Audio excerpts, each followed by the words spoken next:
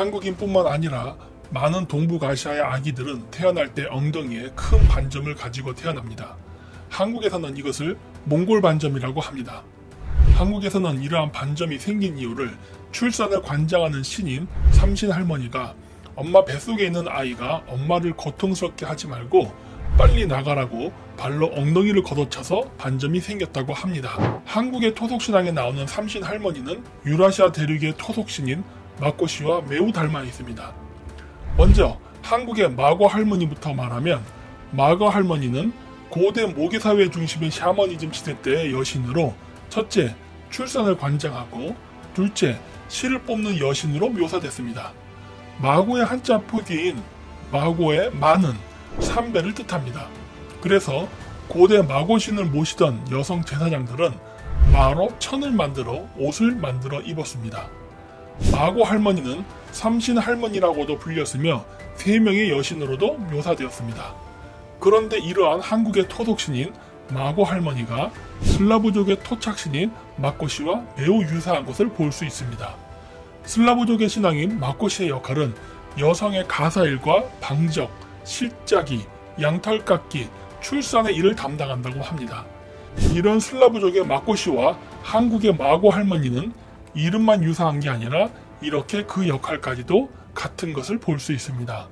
그럼 유라시아의 동쪽 끝 나라인 한국과 서쪽의 슬라브족 신앙이 왜 유사한 것일까요? 아마도 그 이유는 실크로드와 초원의 길을 통해서 동서 교류가 빈번했기 때문에 유사한 신앙을 가지게 된 것이 아닌가 생각됩니다. 그 증거로는 다음과 같습니다. 첫째, 1962년 충북 제천 황성리 고인돌에서 출토된 유골의 DNA에서 독일인과 유사한 유전자가 발견되어 학계를 당황시켰습니다. 당시에는 발굴된 백인 유골의 존재에 대해서 설명할 수는 없지만 우연히 나온 희귀한 것이라 생각해서 보다 더 깊게 연구는 하지 않았습니다. 둘째, 2006년 12월 4일 강원문화재단 강원문화재연구소는 강원 정선군 북면 여량 1위 아우라지 유적지에서 출토된 유골의 DNA를 분석한 결과 영국인의 유전자와 유사하다는 결론을 얻어 한국 사학계가 당황한 사건이 있었습니다. 발굴된 유물과 유적은 BC 970년경의 것으로 추정되고 있습니다. 이것보다 더 대박인 것은 발굴이 2014년에 있었는데 이로 인해 현재 한국의 사학계는 어떻게 이 역사를 써야 할지 큰 고민에 빠진 사건이 있었습니다. 셋째, 2014년 부산 성북동 가덕도 장항마을에서 8,000년 전에 만들어졌던 공동묘지를 찾았습니다. 이 묘지터는 현재까지 한국에서 발굴된 유적지 중에 가장 오래된 것이며 26구의 인고를 발굴했습니다. 동아대학교 고고미술사학과 이동주 교수는 비슷한 시기 인골이 간헐적으로 조사된 적은 있지만 일정한 틀을 가지고 조성된 묘역이 확인된 건 세계적으로도 최초가 아닌가 싶습니다. 라고 할 정도로 세계사적으로도 매우 중요한 발굴이었습니다. 그런데 이 지역에서도 백인 유골이 발굴되었습니다. 뿐만 아니라 이 지역에서 출토된 흑역사 300점은 중국 동북지방에서 전래된 것이라는 것이 입증되면서 동북아시아에서 가장 오래된 문명인 홍산 문명과도 깊은 관련이 있다는 것을 알 수 있습니다.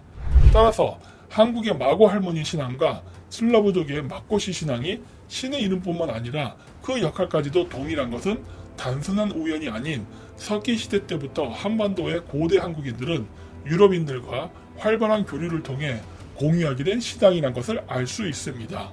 현재도 한국과 유럽의 많은 지역에는 마고신의 흔적이 많이 남아 있습니다.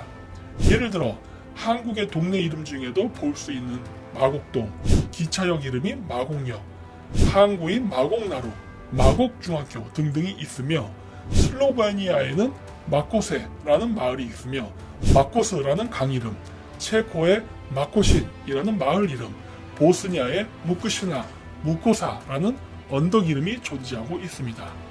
앞으로 한국의 사학계에서 한반도에서 무더기로 발견되는 백인 유골을 어떻게 해석해서 한국의 역사에 포함시킬지 큰 관심을 가지고 지켜보아야 할 것입니다.